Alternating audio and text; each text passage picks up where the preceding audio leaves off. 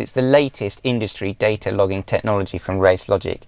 It creates a live data map of each tyre. The individual tyre temperature is displayed during the testing. The data can be analysed both live and afterwards in VBOX test suite. It's very important that we understand what's going on in the vehicle's tyres, and this helps us analyse different influences and also changes that have been made. It also shows us the GPS speed and the VMAX. This box is very adaptable. It will do a number of other features, things like braking tests, lap timing.